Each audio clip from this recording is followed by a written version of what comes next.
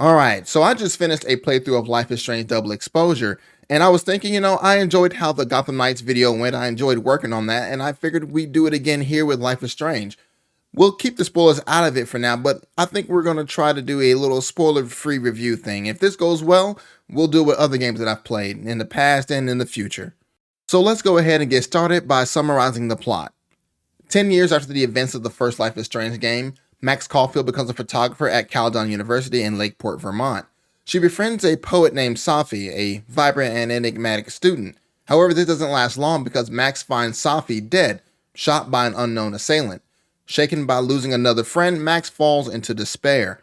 That is until she stumbles upon a parallel universe where Safi is alive. Determined to protect this version of Safi, Max uses her newly developed powers to navigate the intricacies of both worlds, piecing together clues from each to uncover the truth behind her friend's murder.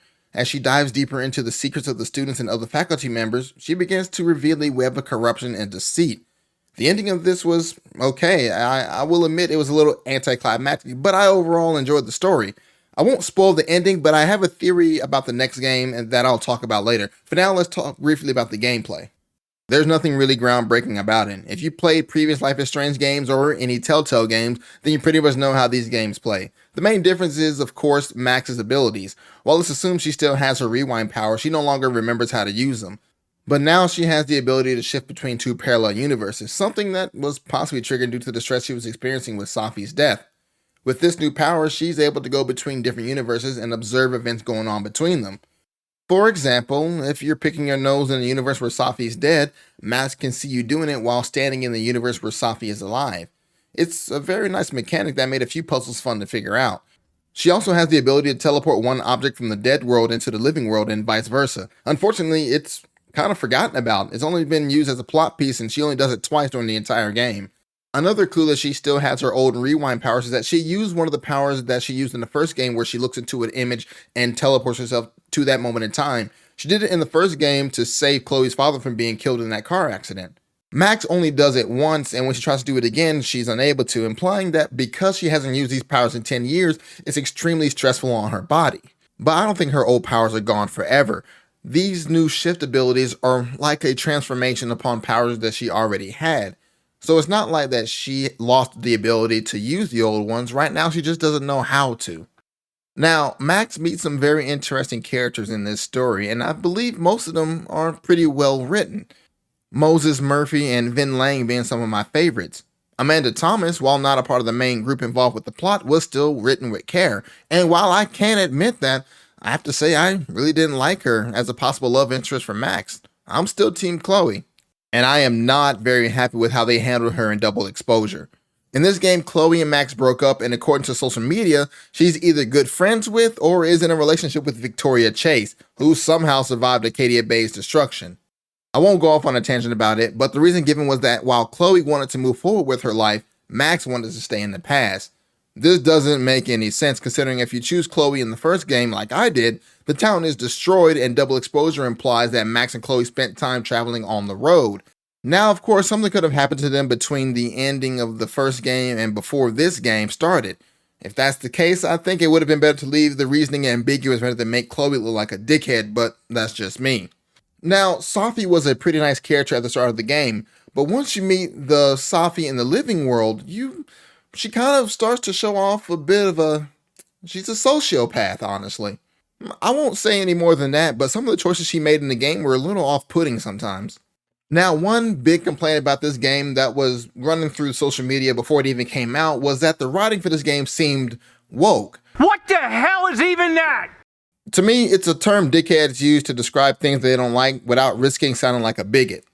Things they may hate are a strong female lead, which is what Max is, LGBTQ characters, which describes majority of the cast, racial diversity, which also describes majority of the cast, and God forbid you bookend any of these three with an evil white guy, they're gonna lose their minds. So by now the suspects have already left the video or they're leaving down mean replies in the comments down below, like I care.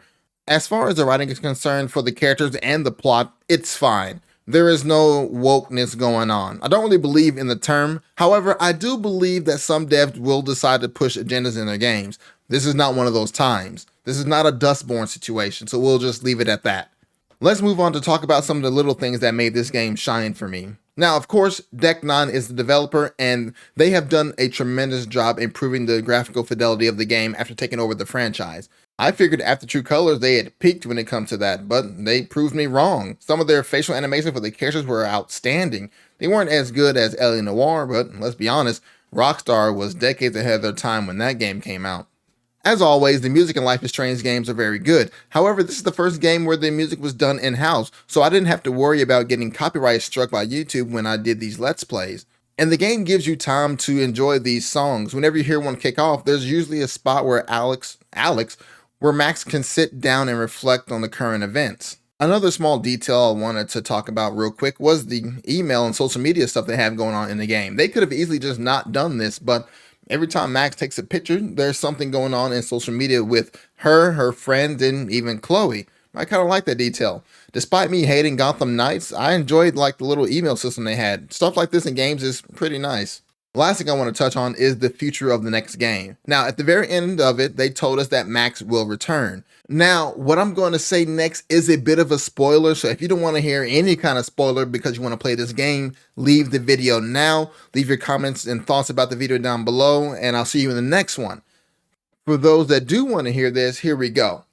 So, like I said at the end, Max is going to return. It is also revealed in this game that someone else has powers. I'm not going to tell you who, and I'm not going to tell you what the power is, but they also hint that they're going to go out and look for more people with powers. This leads me to believe that the next game, or maybe a few games later on, who knows what we're going to do next, but it's going to include bringing back the Diaz brothers, Alex Chen, and maybe even Captain Spirit. I don't know if he had powers or not. I don't remember that game too well. But all of this will lead to them losing all their powers after surviving a serious event. And I don't think the next game is going to be the last game because there's still too much stuff to wrap up. We still got to wrap up what happened with the Diaz brothers after their father died. Still got to wrap up things with Alex Chen. The new character has to go on their adventure. And of course, Max still has to deal with Chloe. In my opinion, we have to deal with that. But that's where I think the plot's going to be going in the future. I don't really want it to end, but I'm sure Deck 9 is tired of doing Life is Strange stuff. Especially after I played The Expanse, and that was a pretty good game they worked on with Telltale. So I'm pretty sure they are ready to try their own IP. But that's going to be it for me.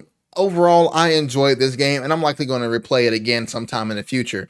If you've already played this game, how did you enjoy it? I don't mind talking about spoilers down in the comments, but let's try not to spoil it for anyone else. For now, I will see you in the next one.